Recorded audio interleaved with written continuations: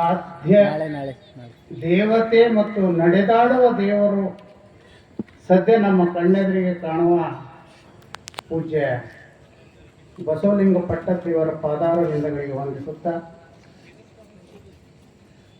ಜೊತೆಗೆ ಗುರುಬಸವದೇವರ ಪಾದಗಳಿಗೆ ನಮಸ್ಕರಿಸುತ್ತಾ, ವೇದಿಕೆ ಮೇಲೆ ಆಸೀನರಾಗಿರ್ತಕ್ಕಂಥ ಪೂಜ್ಯ ಶ್ರೀ ಬೆಲ್ದಾಳ್ ಶರಣರವರೇ, ಕಾಮಣ್ಣ ಸರ್ ಅವರೇ ಮತ್ತು ಪಾಟೀಲ್ ಅವರೇ, ಜಗನ್ನಾಥ್ ಸ್ನೇಹಿತ ಸಹೋದರ ಜಗನ್ನಾಥ್ ಹೆಬ್ಬಾಳೆ ಅವರೇ ಮತ್ತು ಈ ಕಾರ್ಯಕ್ರಮದಲ್ಲಿ ಭಾಗಿಯಾಗಿರ್ತಕ್ಕಂಥ ಎಲ್ಲ ನನ್ನ ಶರಣೆಯರಿಗೆ ಅನಂತ ಶರಣಾರ್ಥಿಗಳು. ಅನಿರೀಕ್ಷಿತವಾಗಿ ನನಗೆ ಒಮ್ಮಿಂದೊಮ್ಮೆ ಬಂದು ಇಲ್ಲಿ ಮಾತಾಡೋದು ಕೇಳ್ತಾ ಇದ್ದಾರೆ.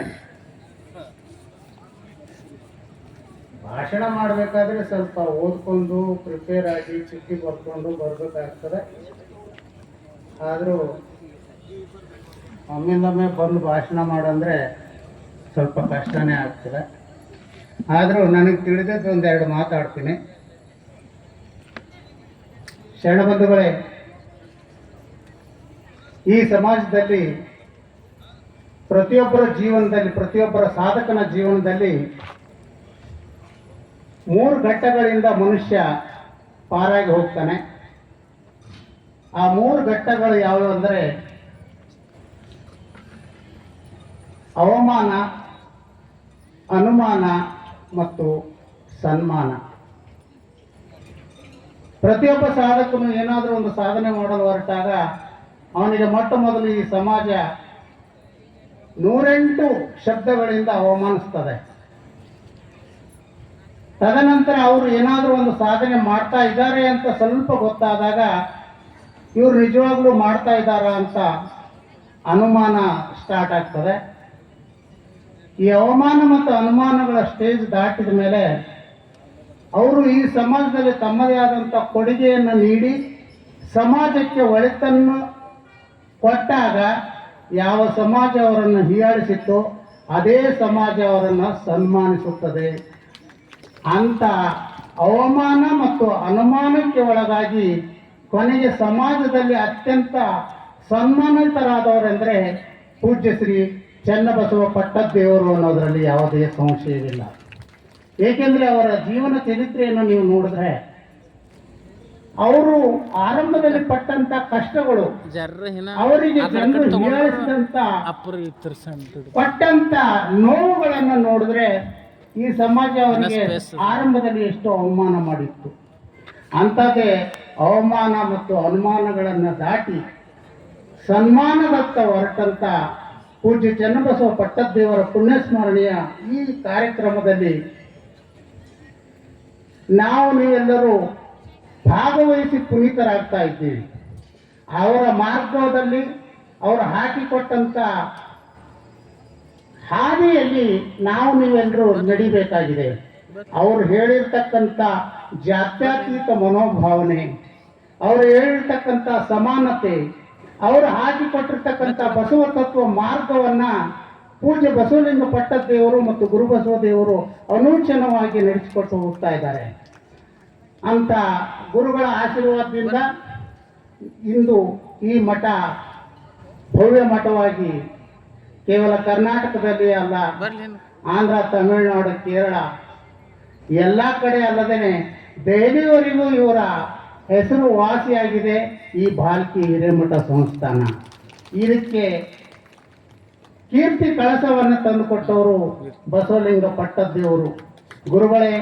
ಈ ಸಮಾಜದಲ್ಲಿ ಯಾವತ್ತೂ ನಾವು ಏನಾದರೂ ಮಾಡೋಕ್ಕೆ ಹೊರಟಾಗ ನಮಗೆ ಅನೇಕ ಕಷ್ಟ, ನೋವು, ನಲಿವುಗಳು ಬರ್ತಾ ಇರ್ತವೆ. ಮೌನವಾಗಿ ಏನಾದರೂ ಮಾಡಿದ್ರೆ ಈ ಸಮಾಜದ ಸರಿಸಿದ್ರೆ ಸರಿತಾರೆ, ನಾವು ಹಿಂದೆ ಸರಿದ್ರೆ ಸರಿಸ್ತಾರೆ. ಅದಕ್ಕೆ ಹಿಂದೆ ಸರಿಯೋದು ಬೇಡ, ನಾವು ಹಾಕಿ ನಡೀತಕ್ಕಂಥ ಮಾರ್ಗದಲ್ಲಿ ಬಸವ ತತ್ವವೇ ನಮ್ಮ ಜೀವಾಳ ಎಂದು ನಂಬಿರ್ತಕ್ಕಂಥ ಈ ಇರುವ ಗುರುಗಳು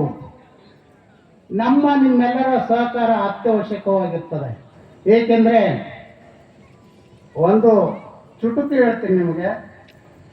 ಈ ಸಮಾಜ ಯಾವ ರೀತಿಯಾಗಿರ್ತದೆ ಅಂದರೆ, ಒಂದು ಊರಲ್ಲಿ ಒಬ್ಬ ಸ್ವಾಮೀಜಿ ಪ್ರವಚನ ಮಾಡ್ತಾ ಇರ್ತಾರೆ.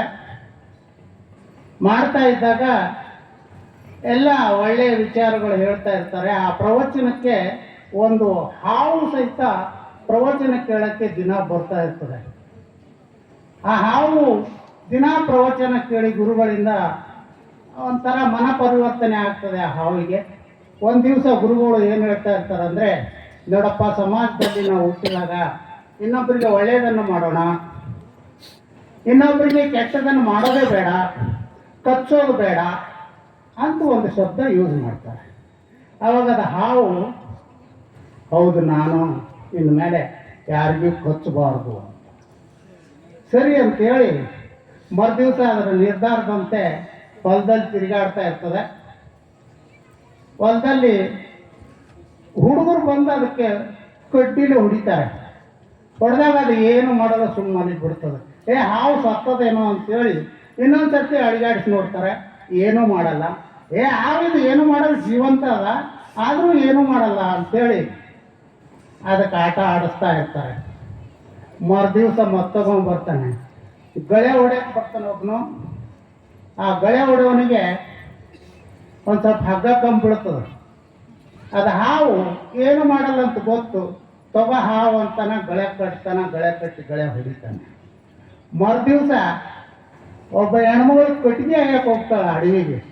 ಕಟ್ಟಿಗೆ ಅಯ್ಯಕ್ಕೆ ಹೋದಾಗ ಆಕೆಗೆ ಹಗ್ಗ ಕಮ್ಮಿ ಬೀಳ್ತದೆ. ಹಾವು ಇದು ಏನು ಮಾಡಲ್ಲ, ತಗೋ ಹಗ್ಗ ಅಂತೇಳಿ ಆ ಕಟ್ಟಿಗೆ ಗಂಟಿಗೆ ಹಾವೇ ಕಚ್ಚಿಬಿಡ್ತಾಳೆ. ಕಟ್ಟಿ ತಗೊಂಡು ಹೋಗ್ತಾಳೆ.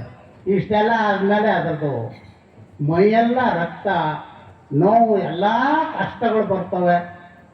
ಮತ್ತೆ ಪ್ರವಚನ ಕೇಳಕ್ಕೆ ಹಾವು ಹೋಗ್ತದೆ. ಆವಾಗ ಸ್ವಾಮೀಜಿ ಹತ್ರ ಅದ್ರ ಪ್ರಶ್ನೆ ಕೇಳ್ತದೆ, ಏನು ಗುರುಗಳೇ ನೀವೆಲ್ಲ ಕಚ್ಚಬಾರ್ದು, ಕೆಟ್ಟದ್ದು ಮಾಡಬಾರ್ದು ಅಂತ ಹೇಳಿರಿ, ನನ್ನ ಹಣೆಬಾರ್ ನೋಡ್ರಿ, ಮೈ ತುಂಬ ರಕ್ತ, ಮೈ ತುಂಬ ಗಾಯ ಆಗ್ಯಾವ, ಹಿಂಗಾದ್ರೆ ಹೆಂಗ ಅಂತ ಕೇಳಿದಾಗ ಗುರುಗಳು ಹೇಳ್ತಾರಂದ್ರೆ, ನೋಡಪ್ಪ, ನಾನು ನಿನಗೆ ಕಚ್ಚಬೇಡ ಅಂತ ಹೇಳಿನಿ ಅಷ್ಟೇ, ಬುಸ್ ಅನ್ಬೇಡ ಅಂತ ಹೇಳಿಲ್ಲ ಅಂತ. ಬುಸ್ ಅಂದಿದ್ದೆ ಅಂದರೆ ನಿನಗೆ ಯಾರೂ ನಿನ್ನ ತಂಟಕ್ಕೆ ಬರ್ತಿರ್ಲಿಲ್ಲ. ಅದಕ್ಕೆ ನಾವು ಸಮಾಜದಲ್ಲಿ ಎಷ್ಟೇ ಒಳ್ಳೆಯ ಕೆಲಸಗಳು ಸೈಲೆಂಟಾಗಿ ಮಾಡಿದ್ರೂ ಸಹಿತ ನಮಗೆ ತೊಂದರೆ ಕೊಡುವಾಗ ಅಟ್ಲೀಸ್ಟ್ ಬುಸ್ ಅನ್ನುವಂಥ ಮನೋಭಾವನೆ ನಮ್ಮಲ್ಲಿ ಇರಲಿ ಅಂತ ಹೇಳ್ತಾ ನನ್ನ ಎರಡು ಮಾತು ಮುಗಿಸ್ತೀನಿ. ಎಲ್ಲರಿಗೂ ಶರಣು ಶರಣಾರ್ಥಿ.